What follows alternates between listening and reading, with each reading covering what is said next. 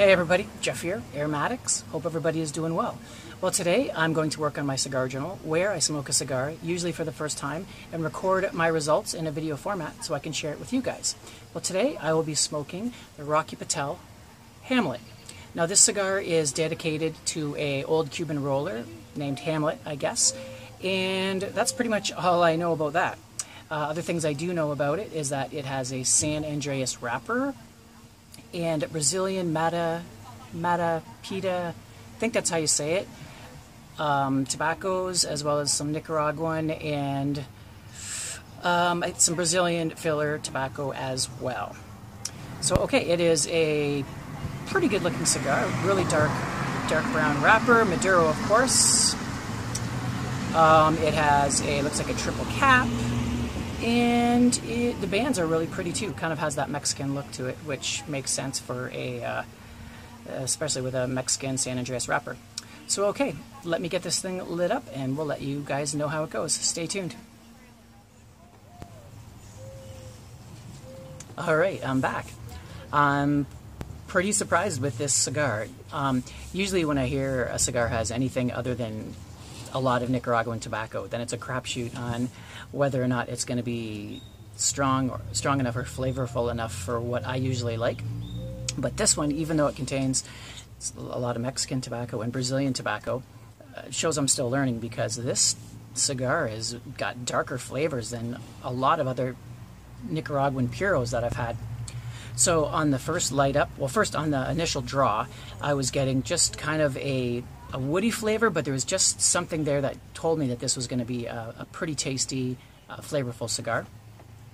On the first light up, the first couple draws I was getting is pretty instantly a really rich, strong, dark black coffee. Like, just pretty much reminded me of a straight black coffee. And there's also some, maybe just a hint of bitterness, but a good bitterness, like the type of bitterness that you would get on, say, once again, a black coffee.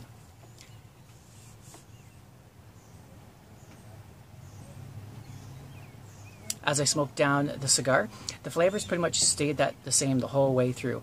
The only difference is the flavors are getting a little bit more muddy, not quite as rich and as flavorful as it was the first half of the cigar. But from the halfway point down, it's those same flavors, but I'm getting more of an even darker flavor, almost like what it reminds me of is there's a beer, a stout beer called Black Coal. It's a craft beer, and it just has a real gritty, kind of a coal chalkiness to it. And that's what this has, as well as a little bit of a vegetal taste that kind of reminds me of a Cuban cigar.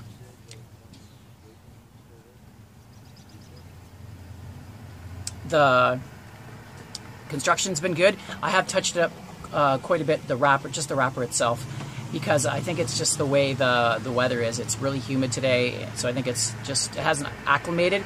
But I've just touched it up, and it seems to be smoking fine.